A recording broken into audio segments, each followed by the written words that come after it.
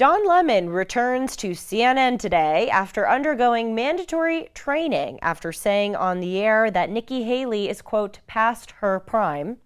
The United States pledges $100 million in aid to Turkey and Syria as yet another major earthquake shakes the region. Hulu debuts its 1619 Project series as Hollywood elites gather together to celebrate how terrible America is. And finally, I interview Reggie Littlejohn about China's one-child policy, now turned into its three-child policy. She works for the Women's Rights Without Frontiers organization, which does incredible work saving baby girls in China. I'm Julie Hartman, and this is Timeless.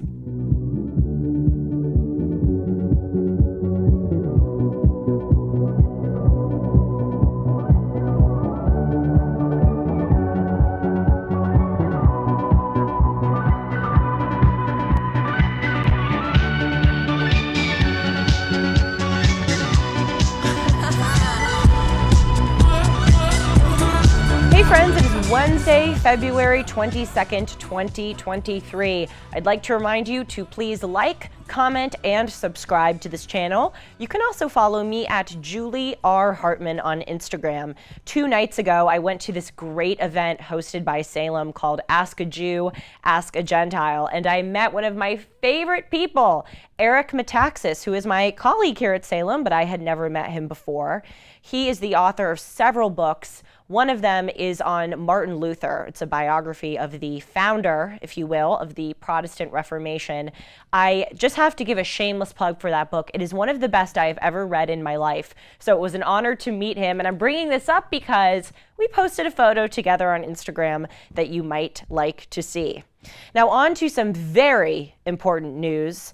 Don Lemon returns to CNN today after undergoing some mandatory training that the network put him through after he made a snide and a bit confusing remark on air that new presidential candidate Nikki Haley is, quote, past her prime. Let's listen to the clip. This whole talk about age makes me uncomfortable. I think it's the wrong road to go down. She says people, politicians or something are not in their prime. Nikki Haley isn't in her prime. Sorry. When a woman is considered to be in her prime in her 20s and 30s and maybe 40s. What are you talking? Wait. That's not according to me. Prime for what? It depends. I mean, it's just like prime. If you look it up, if you Google when is a woman in her prime, it'll say 20s, 30s, and 40s. I don't necessarily. 40s. Oh, I got another. I'm not saying decade. I agree with that. So I think she has to be careful about saying that politicians aren't in their prime. We need to qualify. Are you talking about prime for like childbearing, or are you talking about prime for being president? What the facts are. Google it. Everybody at home. When is a woman in her prime? It says 20s, 30s, and 40s. And I'm just saying Nikki Haley should be careful about saying that politicians are not in their prime and they need to be in their prime when they serve, because she wouldn't be in her prime according to Google or whatever it is. By the way, I don't know who that woman in the white dress is, but I love her. Good for her for standing up to Don Lemon. What the heck is he talking about? You can tell he kind of realizes that he's gotten himself into trouble and he's trying to backtrack. Oh, just Google it. But needless to say, that was a very sexist remark. And yes, that is an appropriate use of the word sexist. It's so interesting how someone like Don Lemon throws out these labels and says that America is so racist and so sexist and so terrible.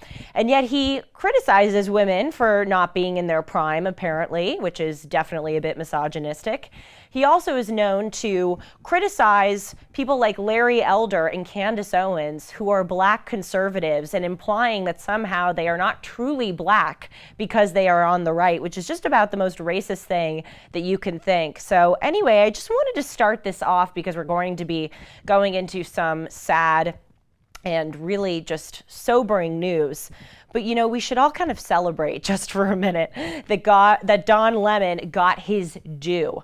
I always thought that he was such a smug reporter. He seems to be so condescending whenever he's talking about certain issues. And my dad has this wonderful saying. He says, people get themselves. That is so true. If you are smug and arrogant and you have certain prejudices, it's very difficult to hide, and it will come out. And certainly it did for Mr. Don. And by the way, CNN is tanking. Okay, so even though he's coming back today, CNN has lost millions of viewers over the past few years, so no one's probably going to be watching him anyway. Now on to, as I said, some sad and sobering news, but with a little glimpse of hope. Another earthquake so sadly hit Turkey and Syria the other night. This one was a 6.4 magnitude earthquake, which is huge. Just a few weeks ago here in Los Angeles, I think it was maybe February 1st or February 2nd, there was a 3.5 magnitude earthquake out in Malibu. And I live closer inland near this studio, and I could feel it. All of us in the studio could feel it. We were talking about it the next morning that it woke us up, and that was just a magnitude earthquake in the threes. A 6.4 magnitude earthquake is no joke. And also, as we know, Turkey and Syria on February 6th had two earthquakes, 7.8 and 7.5 magnitude, which is, again, just enormous. Those two earthquakes killed over 47,000 people. All over Turkey right now, there are these red balloons that people have planted. They have tied them to trees or just thrown them out in the streets. And they are supposed to represent young victims of the earthquake. You know, I think that what's going on in Turkey and Syria right now is probably one of the greatest natural disasters of the 21st century. That is a staggering death toll for a natural disaster.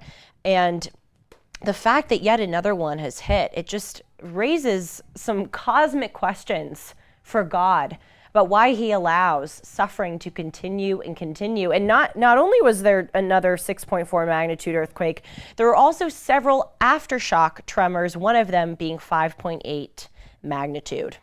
Now, Anthony Blinken, our Secretary of State, has pledged $100 million to help Turkey and Syria rebuild in the aftermath of these catastrophes. Turkey, just in the past 3 weeks, has taken in over 3 million Syrian refugees from the border. And this is because Turkey, unfortunately, increasingly less so, but at least right now is more politically stable than neighboring Syria. You know, it's very eerie to think about, and this is true of life, so many arenas of life, not just pertaining to natural disasters. When one bad thing happens, it's not just confined to that one bad thing. There are so many occurrences that come in the wake of it that are just so terrible. And if you look at earthquakes, it's bad enough that there's an earthquake that kills people, but then it destroys homes. And then it displaces people. And then people are trapped and die in the rubble. And then people become economically ruined because their houses and their businesses are destroyed. And then on top of that, we see in Turkey and Syria that there's been an uptick in crime and looting, because when a disaster like that happens, people use it as an opportunity to wreak havoc and create chaos and do things that they otherwise normally wouldn't be allowed to do, because the law enforcement is not focused on catching criminals. They're focusing on uncovering people from rubble. So again, it's just, I find these instances to be very, again, cosmically interesting about the state of our world and life. I talked about this great philosopher, Wilhelm Gottfried Leibniz, a German philosopher who I learned about in college, and he wrote this book, Theodicy, trying to explain why these random instances of suffering occur. I talked about it last week in an episode of Timeless, so I encourage you to please watch that episode. I think it's very interesting. On to other news, also sobering news, but less sobering. Hulu has unveiled its 1619 Project series. Now, the 1619 Project was this long-form piece written by the New York Times journalist Nicole Hannah Jones. It's, I think, a very generous label for me to put on her by calling her a journalist. She wrote this piece back in August of 2019, and essentially she was arguing that 1619, since it was the year when the first African slaves came to American shores, they came to Virginia during that year, she says that 1619 marks the true founding of the United States because of that event.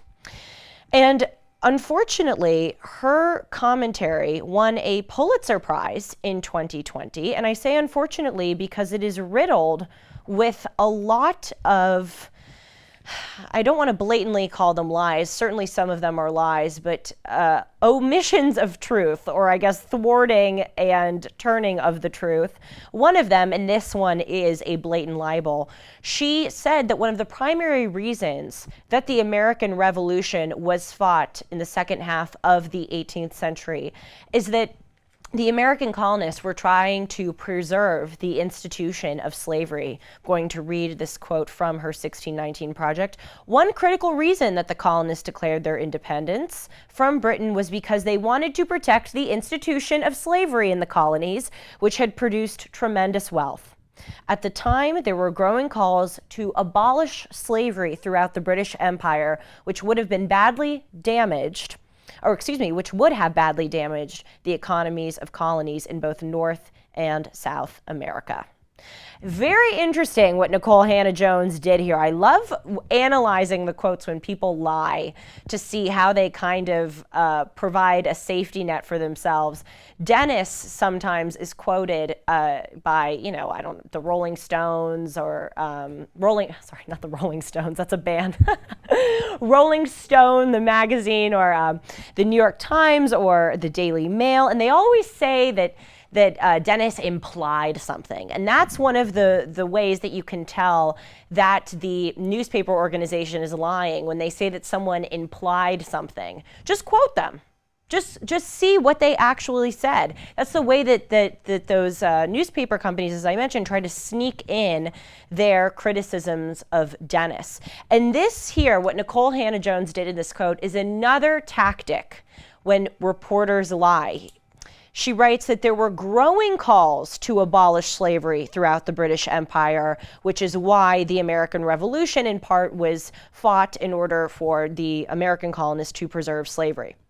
It may have been true that there were growing calls in Britain to abolish slavery, but slavery was not abolished in the British Empire until 1833, which is over 60 years past the American Revolution. So again, to kind of sneak in, there were growing calls, so that's why there was this big debate over slavery. That's just dishonest. That's just a spinning and turning of history that someone from supposedly one of the most reputable news sources, the New York Times, should know better to do. So again, Hulu premiered this. All of these Hollywood elites gathered together to watch this screening here in Los Angeles and to talk about how evil and rotten America is. And what I will say is that in all fairness, I did not watch this series. I don't think it is worth my time, but I've read many reviews of it. And the series apparently talks about some of the government-sponsored programs that created racial inequality in the United States. One of them, of course, is redlining. Another is that the Federal Housing Administration, the FHA, didn't want to lend to black homeowners. And in another episode of this 1619 Project Hulu series, they talk about how the federal government evicted black residents of Harris Neck, Georgia, during World War II to build a military base. And of course, these are instances that should be talked about and that we Americans must know about because there was egregious racism during a portion of our history in the United States. And by the way, other conservative commentators are not at all against bringing those out into the open and, as the left likes to say, confronting the ugly parts of our past. And anyone who tells you that conservatives don't want to talk about these parts of our past, you should tell them that Ron DeSantis, the evil, supposedly, governor of Florida, the racist governor who opposed the AP Black History course for high schoolers. By the way, he opposed it because it was ridiculous. It had all of these elements of critical race theory. It wasn't actually teaching Black history. It was teaching a wrong and bad politicized version of Black history. But Ron DeSantis, in his state of Florida, they require public schools to teach about slavery, to teach about civil rights, and about the contributions of Black people And in 2020, Ron DeSantis signed into law that Florida public schools must teach students about a 1920 massacre where a white mob killed tens of black Floridians. By the way, is that the right word, Sean? Floridians? Floridians, forgive me. Floridians. I'm a Californian and I don't know how to say it. Anyway, it doesn't matter. The Californian, thank you. I should know better. But the point is, we are totally, all of us in the United States should be willing to confront this past. But what is equally as important as talking about the ugly parts of our past is talking about the ways that we have sought to rectify that ugly past. And that is the thing that I dislike very strongly about the 1619 Project. In addition to that glaring lie that the American Revolution was fought to preserve slavery, the 1619 Project doesn't include, again, the ways that we have sought to rectify the wrongs. And indeed, that is one of the greatest parts of America. America, like any other place on the face of the earth, has made some terrible mistakes, has treated its minority citizens, and not just minority citizens, citizens in general, very poorly. But the thing that has been so extraordinary about America is that for every mistake that we have made, we have tried to correct it. We haven't always gotten it right, but we have always tried to move in the path of justice and righteousness. So I'd like to pose some questions to you, my dear audience. Does the 1619 Project talk about affirmative action, which people contest the legitimacy and efficacy of, but there is no doubt that affirmative action was put into place to try to rectify the wrongs of discrimination and to help minority students gain access to elite universities and have a better shot at education? Does the 1619 Project talk about Bank of America and its recent lending scheme in minority neighborhoods such as Charlotte, Dallas, Detroit, Los Angeles, and Miami, where minority home buyers can get loans without any down payments and closing costs? Again, you can question whether or not Bank of America should be doing something like that, but isn't that relevant if you're talking about the supposedly horrible history of America? Isn't this relevant to talk about how we have tried to correct our wrongs? Does the 1619 Project talk about the 13th, 14th, and 15th Amendments, otherwise known as the Reconstruction Amendments, the first of which abolished slavery, the second of which established equal protection under the law in the Due Process Clause, and the third of which, that is the 15th Amendment, established the voting rights law? Okay. Do they talk about the Civil Rights Act of 1964? Do they talk about the fact that we elected a black president for not just one, but 2 terms? In addition, we have had many black cabinet members, not to mention senators and representatives, both at the federal and at state levels. Does the 1619 Project talk about certain guardrails that we have in our criminal justice system in order to prevent wrongful conviction? One of them is the fact that in criminal cases, people don't know this, it's just stunning, there needs to be a unanimous agreement across the 12 jurors that someone is guilty in order to convict them.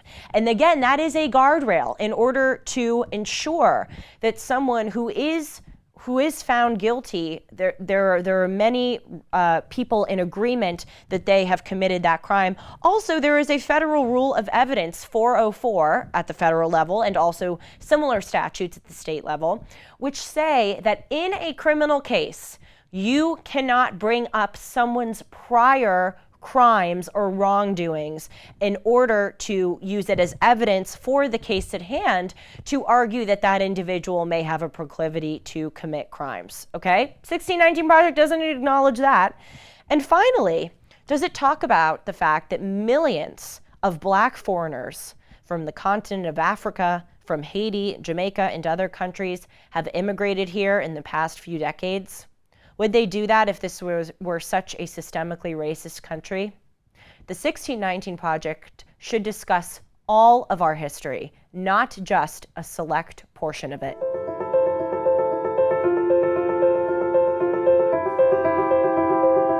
After college, I took a trip to India, and I was going to take a boat ride on the Ganges. So I was getting into this little rowboat, and I was stepping in to the boat, and I saw something floating in the water. And I looked down, and to my complete horror, it was a fully formed, beautiful baby girl. That was my introduction to the issue of gendercide.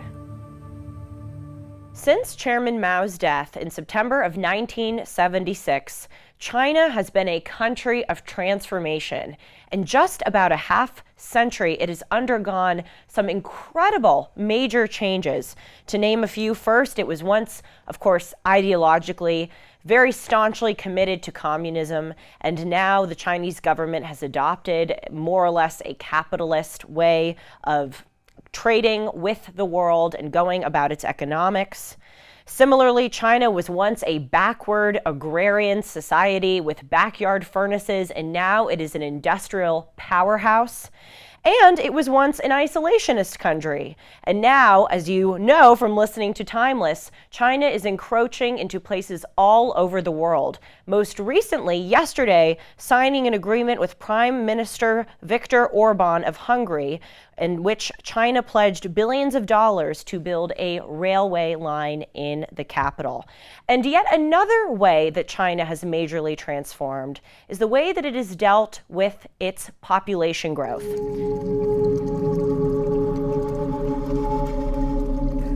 China has the highest female suicide rate of any country in the world. According to a statistic quoted by the State Department, 590 women a day kill themselves in China, and countless more try. China's senior suicide rate has skyrocketed over the last 20 years in conjunction with a one-child policy. In fact, it has increased 500% over the last 20 years. China had the one-child policy for about 25 years, from 1979 to 2016. And abruptly, just again in 2016, they reversed this. First in favor of a two-child policy, and now a three-child policy. This is in large part due to the fact that for the first time in its history, China has actually declined in its population growth. Last year in 2022, its population growth declined by 1 million people. Now, given, of course, that China has a population of 1.412 billion, this shouldn't seem like a big deal, but to them, it certainly is. And in fact now, in a stunning 180, they are now supporting state-subsidized IVF treatments, among other things, to restart its population growth. Here to talk with me about the one-child policy and the continuing population control that China is exercising is Reggie Littlejohn. She is the founder and president of the Women's Rights Without Frontiers organization, an international coalition that opposes forced abortion and sexual slavery in China. She is an expert on China's one-child policy. She has testified 8 times at the U.S. Congress, 3 times at the European Parliament, and also at the British, Irish, and Canadian parliaments. Reggie has also briefed officials at the White House, the U.S. Department of State, the United Nations, and the Vatican. She has been on many talk shows and TV programs as a correspondent, and now I am very pleased to welcome her on to Timeless. Reggie, thank you so much for being here. It's an honor to speak with you. Well, thank you so much for having me, Julie, and it's an honor to be here. I'm so glad that you care about this situation and that you're helping to shed light on it. Sometimes I get a little self-conscious because I talk about China so much on this program. It seems like every single day I report on something, whether it's TikTok or China establishing a police station here in the United States, or its newest deal with a government across the world. Again, I mentioned recently that China signed a deal with Viktor Orban of Hungary. So I'm very interested in this, Reggie, and I hope I'm not bombarding the audience too much. But as you and I very well know, China is the biggest threat right now, not just to the United States, but to the world. And I feel a moral responsibility to tell people about all of the ways that they are subverting the free world. They absolutely are. And basically, they want to replace the United States as the world hegemon. That's the word that they use. And they use a method called unrestricted warfare because they know they can't win a kinetic war with us. And so what they're trying to do is defeat us in all kinds of other ways, whether it is, economically or, or through the Belt and Road Initiative, which they have all over the world, where they get, poorer countries, they loan them billions of dollars to establish infrastructure. But if the country predictably can't pay them back, then the Chinese actually get to confiscate that infrastructure. But they have infiltrated our medical system, our educational system, even the defense industry, certainly our energy infrastructure. And their goal is to be the number one superpower in the world, and the United States is what is standing between them and that. And that's why that they are doing unrestricted war against us. Unfortunately, we are sort of diminishing in our position of standing between China and its world domination, because it seems that we are pursuing suicide with some of our both domestic and foreign policy choices. So, Reggie, how did you get interested in this? I really kind of just fell into it by taking some Chinese history courses in college, but I'd like to hear what piqued your interest and when you founded this Women's Rights Without Frontiers organization. I am an attorney, and I'm actually a complex commercial litigator by trade. Oh. But in the 90s, in San Francisco, I represented a couple of refugees in their cases for political asylum in the United States, refugees from China. And the first one was forcibly sterilized. So this was in the mid-90s. And this woman had 2 children. And I think that what was going on is basically they had sterilization quotients.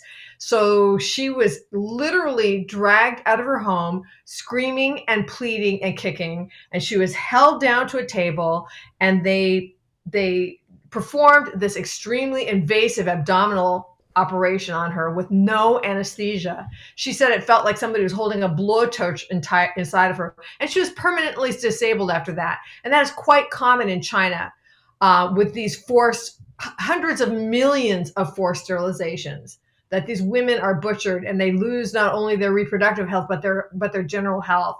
And that was when I found out that the one-child policy was enforced through forced abortion, forced sterilization, and even infanticide. So I eventually left the practice of law, and long story short, I founded Women's Rights Without Frontiers to use all of the skills I had honed as an attorney on behalf of advocating for the women and the babies of China. Mm. I'm brought back to when President Biden said, I think it was in a 2019 presidential debate, China's going to eat our lunch. Come on, man. They're not bad people. He said that. He said, quote, they are not bad people. I couldn't believe it when I heard that. And I'm sure he's aware of what is going on. I mean, he has a responsibility to be aware of what's going on. But just hearing you describe that woman and knowing just a bit about all of the savage, evil things that China does to its population, specifically to its women, it's astounding that we've elected a president who would make such an ignorant remark. So I would like you, please, because you are an expert on the one-child policy, to give us a bit of a background of that policy. I know that it came into being under Deng Xiaoping, which is very interesting because people think of, and rightfully so, think of Chairman Mao as the one who started and enforced all of the savage practices in China, and then Deng Xiaoping was kind of the one that allowed China to move beyond the brutality of Chairman Mao, at least for a few decades. But that's not true. Clearly, if Deng Xiaoping enforced this policy. So sorry. So can you please just tell us a bit about it? What it entailed? Well, obviously, Mao was extremely brutal. But one of the things that he said was that people were the strength of China, and he really encouraged women to have as many babies as possible. I think he was trying to build an army, frankly. So China underwent a population explosion, and when he died, that the fertility rate naturally started going down. But Deng Xiaoping anyway said, "Oh, we need to, stop this, and we need to have a one-child policy." And he instituted it. It was officially the official beginning was September 25th, 1980, as I recall. And during that time, women you had to have a birth permit. Only married women could have babies. But even if you were married and even if you didn't have any babies, you had to get a birth permit, and those were mostly given out by people's work groups. So they would only have a certain number of permits. So let's say you have a factory that's got 1,000 people in it, and you have 20 women who are eligible to have a baby, but you only have 10 birth permits to give out. Only those 10 women could get pregnant. And if anyone else got pregnant, even if it was their first child and even if they were married, they would be forcibly aborted. And they had family planning police, I call them womb police, in the factories, in the bathrooms, where women had to prove every month that they were having their period. Okay, so I'll just leave that up to your imagination. Oh my God. And they would have cervical checkups where if you were late for your cervical checkup, you could be beaten severely. And I have a photograph of a woman whose home was torn down they forced her parents to tear it down because she was late for her cervical checkup. They would do things like tearing down the person's house that was out of compliance with the one-child policy, but then also their neighbors and their family. They had surveillance so that everyone was encouraged to rat out everyone else. And so, you could be, you know who was a spy in your circle. It could be your family, your neighbors, your friends, your coworkers. They hired people to just sit in the villages and look at women's abdomens and then grab them if they looked like they were pregnant. And if they did not have a birth permit on them at that time, they could be, taken out and forcibly aborted. And some of these forced abortions at 9 months were so violent that the women themselves died along with their full-term babies. And sometimes the babies were actually drowned in front of their mothers if they were born alive. I mean, I don't know how much more detail you want. I've got so much more I could say about this. Just in terms of the numbers, China is 1/5 of the population of the world. So 1/5 of the people in the world were living under this horrific regime. And the result, Julie, there's many results, but one of the results was it atomized Chinese society because no one knew who they could trust. And so if you can't trust people not to rat you out about an illegal pregnancy, you didn't trust anyone. And if you don't trust anyone, you can't organize for democracy. It's a very effective way of quashing resistance, both through fear of the government because of the brutality of the government, and also fear of everyone else, so that you feel completely alone in the world. So Reggie, with these birth permits, were they allocated before a woman got pregnant? Yes, that seems to make sense if they were doing those checkups. And was there a quota? How would they determine whether someone could acquire a birth permit if that woman was married?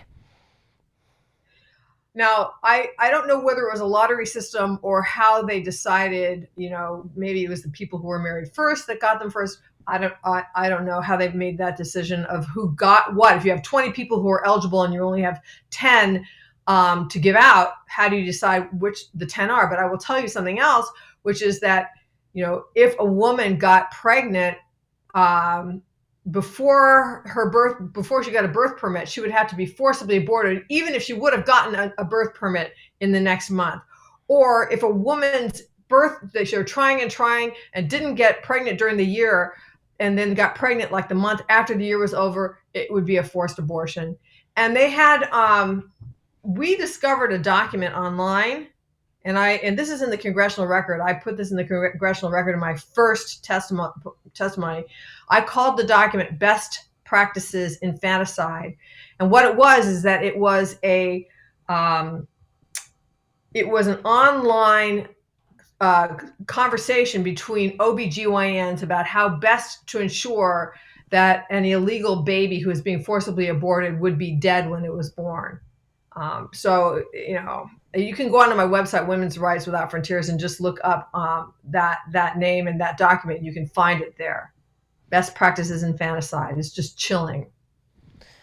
Let's discuss the treatment of female babies. Now, it's very widely publicized, at least people who take the time to do the research, that primarily female babies would be aborted under this one-child policy because Chinese citizens preferred to have male children to carry on the family name, to, males obviously are the ones that go into the workforce, inherit the family money.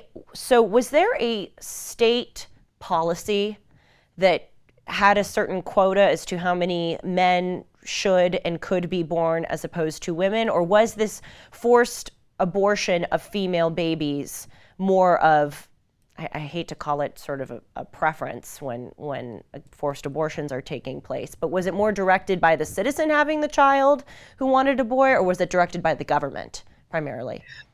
All right, so that's a good question, and many people are confused about this. There are two kinds of forced abortions in China. One is the forced abortion by the government if you are illegally pregnant. Those are two words that in the West we can't even think about putting together. What does it mean to be illegally pregnant?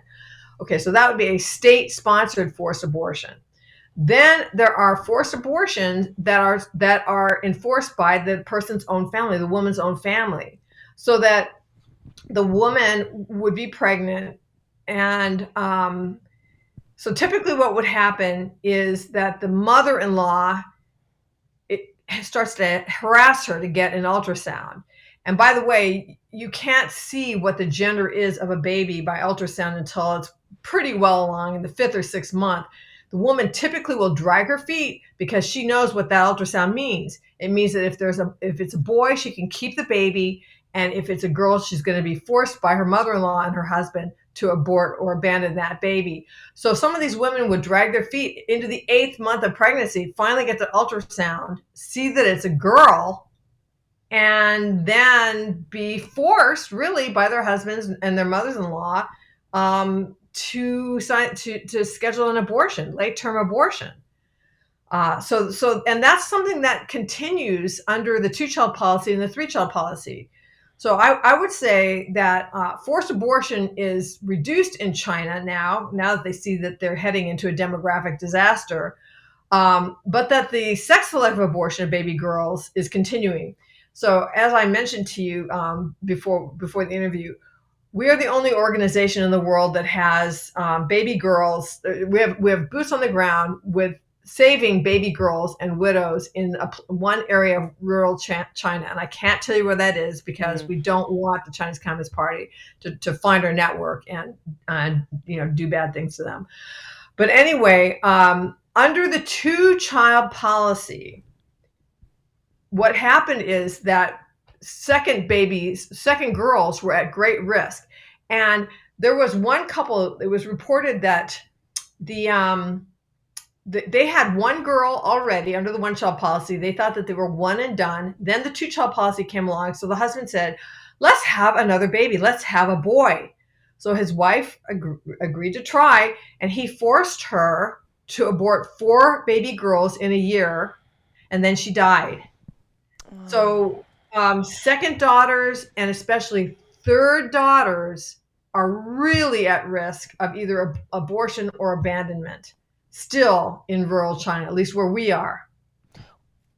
To clarify for the audience, the 2-child policy started in 2016, is that correct? Yes. When they overturned the 1-child policy. And then when did this 3-child policy come into place, which, again, for the audience understanding, allows Chinese parents to have up to 3 children, but no more than 3? When did that come into the fore? 2021. And I would say this about the 1-child policy, 2-child policy, and the 3-child policy. What they have in common is that the Chinese Communist Party womb police are still messing in the bedroom. They shouldn't be in there at all telling people when and how many kids they can have. And forced abortion is still legal under the three-child policy.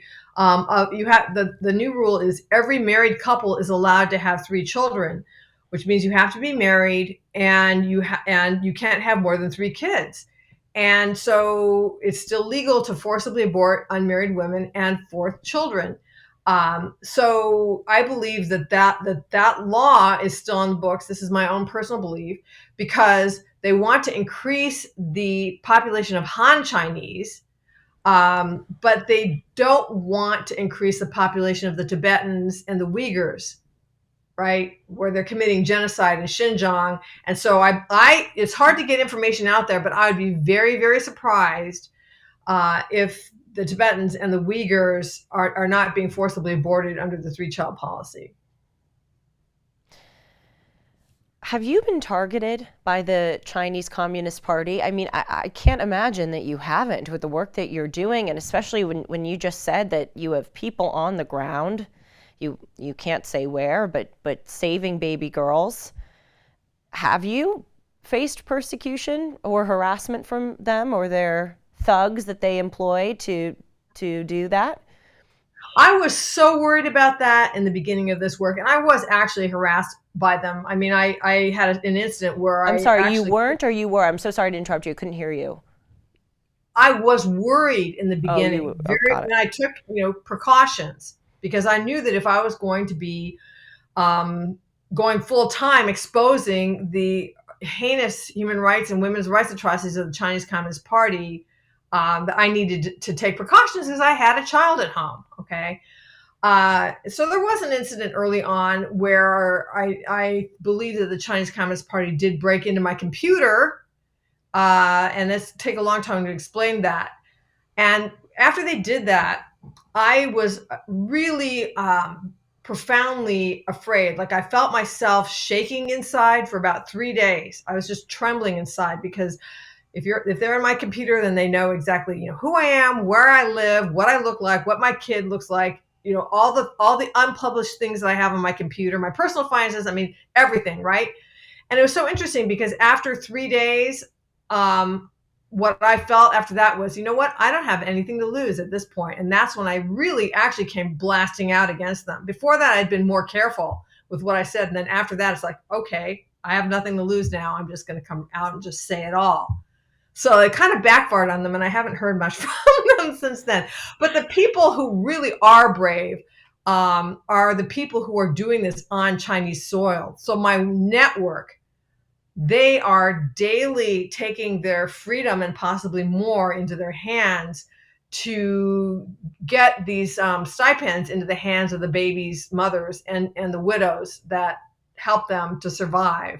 So I do want to know how that works. Yeah, it was my follow-up question. How have you been able to recruit those individuals? I assume that they have to be Chinese, because if you had white people there, rescuing babies clandestinely, it would seem a little bit suspicious. Right. And people ask me, how often do you go over to China? And, the answer is never, because right. I've been there, but I don't continue to go there because I'm sure that they consider me to be an enemy of the state. And so the people who are there are Chinese nationals from that area. And I have a friend in the United States who loves what we do. And the network there is her friends from her village that she came from.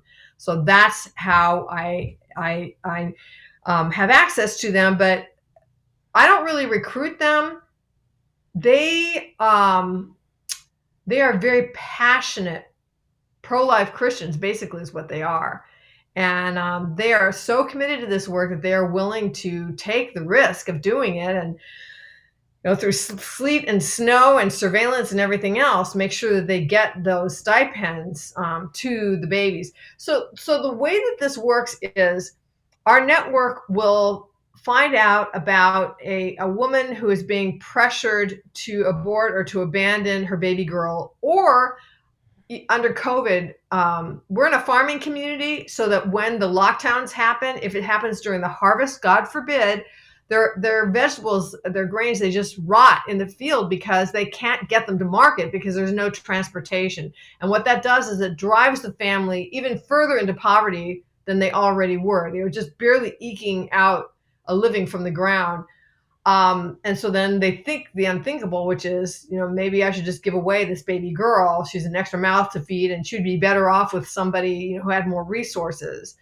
That's usually the thought of the father and the mother-in-law. Okay. But the mother doesn't want to give away her daughter, and she's just grieving and grieving and grieving. So when our field worker finds out about a situation like that, she'll go to the door and she'll say, "Congratulations on your baby girl. Girls are as good as boys," which is a radical statement in the Chinese countryside. That's, they've never heard that before. And she says, "And we will give you a monthly stipend of $25 a month for a year to empower you to keep your daughter." And so then the mother is able to go to her mother-in-law or her husband and say, "Look, I can't abort, I can't abandon this girl. She's a lucky girl. She's already bringing money into the family. And we've saved hundreds of baby girls that way." Wow. That is unbelievable. God bless you. Thank you. And everyone who works for your organization and who is brave enough to go into the field and do that. Before we move on from this 3-child policy, I have so many other questions to ask you. I do want to go back to something that I mentioned in the introduction, that China is providing state subsidization of IVF. And so that's very interesting, because you were just saying that forced abortions haven't ended in China. It seems, again, I hesitate to use the word preference, but it seems like it's more so directed by the citizen, those forced abortions, in order to, in the example that you gave, have more male children than female children. So on the one hand, there are these forced abortions continuing, and then on the other hand, the Chinese government is trying to create these incentives for people to have more children. Can you please talk a little bit more about the state subsidized IVF treatments? And also, does the preference for males also creep into this state-sponsored now population growth? So, okay, that's right. It seems totally schizophrenic.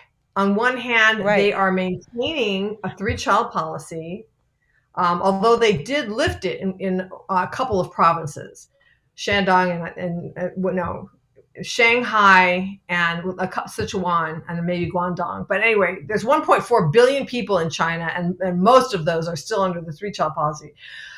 So on one hand, they are facing this demographic winter where they're definitely going to grow old before they become rich.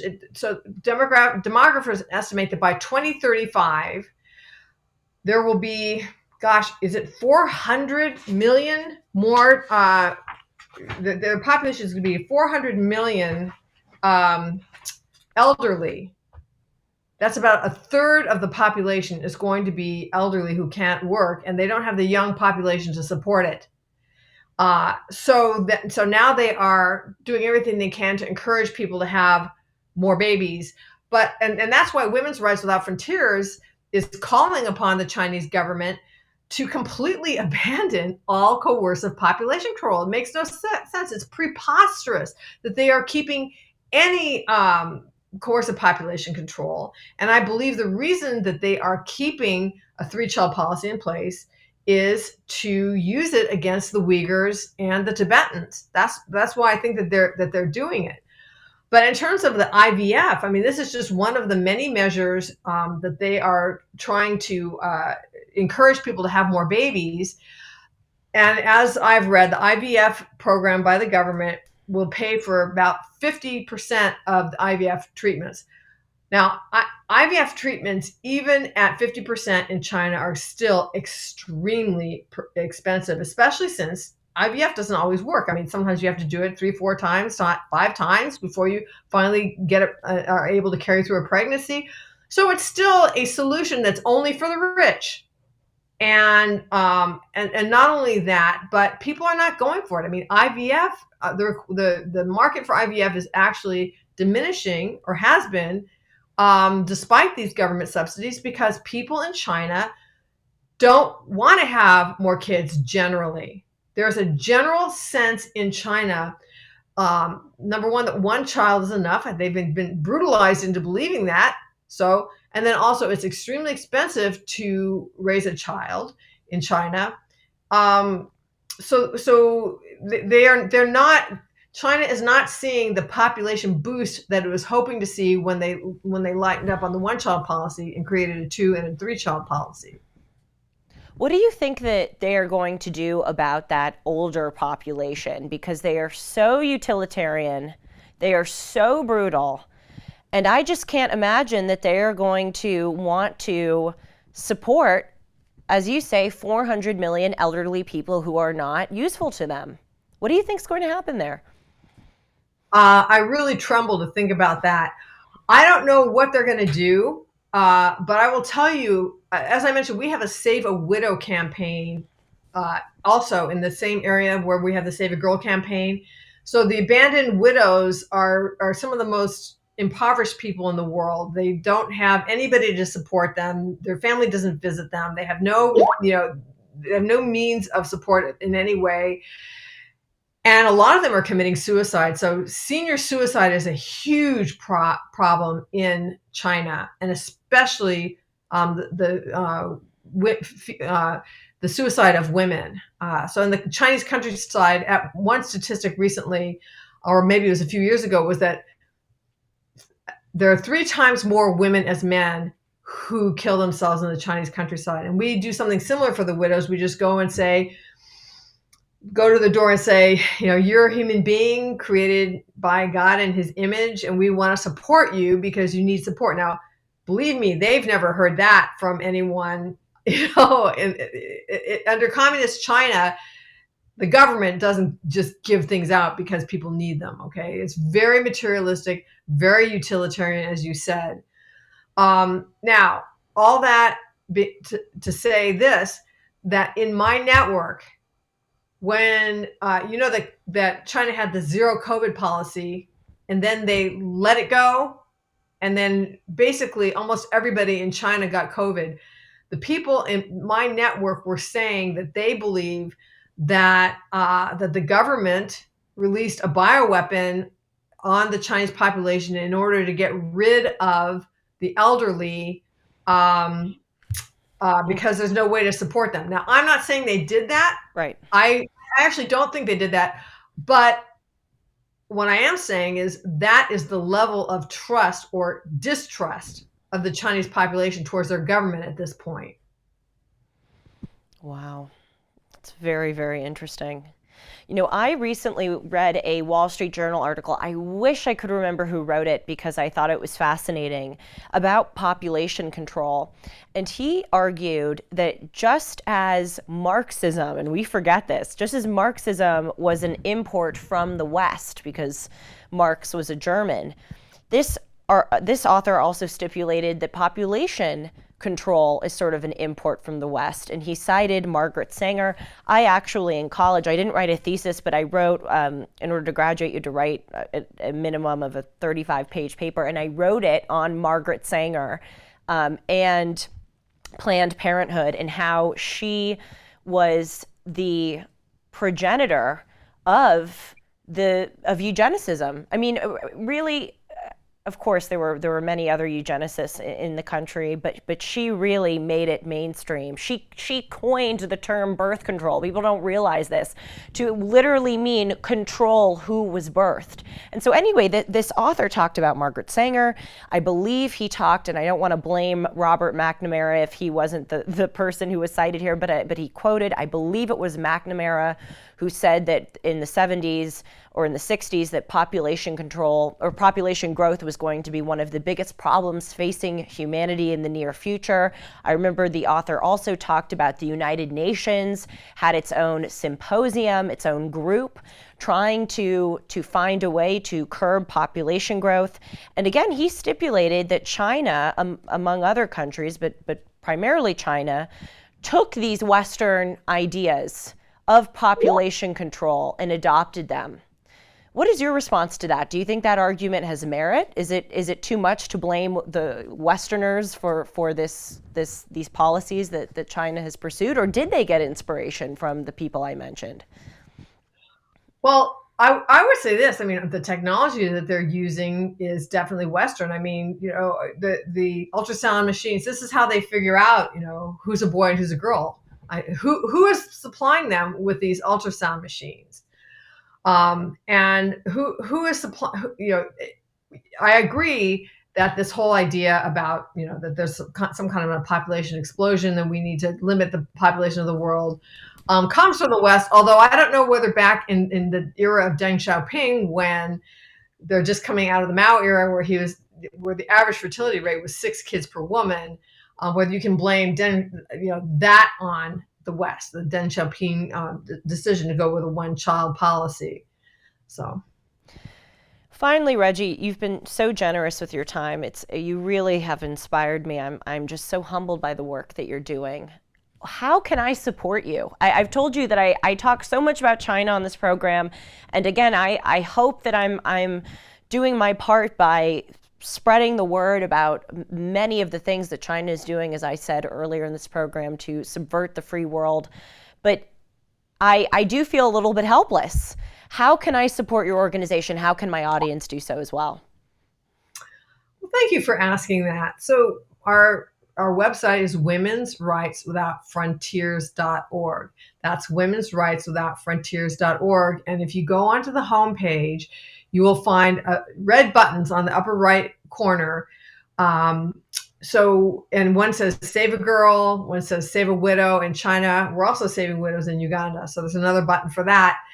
Just click on it and you'll see 3-minute videos that will show you the actual babies and widows, some of them that we're saving. And there's a donation button if you want to donate to support this. It's really the only way that you can get money and funds, support directly into the hands of a mother who's trying to support and keep her daughter, or an elderly widow.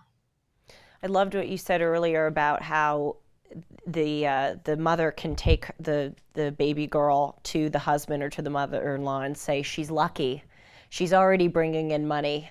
So I'd like to be a part of that. I will certainly donate. I encourage my audience to do so too. Thank you, Reggie, so much for coming on. You are a hero. Well, I appreciate you saying that, but I think the real heroes are our field workers who are just risking their lives every day to save these babies and widows in China. Well, you both are, and it wouldn't have been possible without you and your leadership. So thank you again, and I look forward to having you on the program again in the future.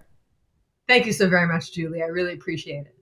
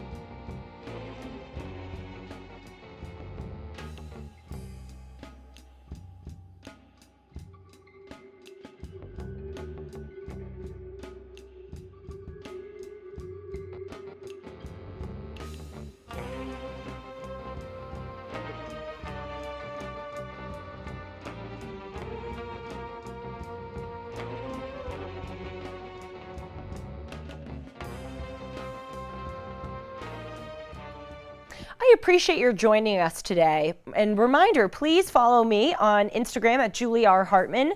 Like, comment, and subscribe to this channel if you will. And of course, remember that each of our thoughts, choices, and actions shape who we are. So let's think clearly, choose wisely, and act with principle and determination. See you tomorrow. Take care.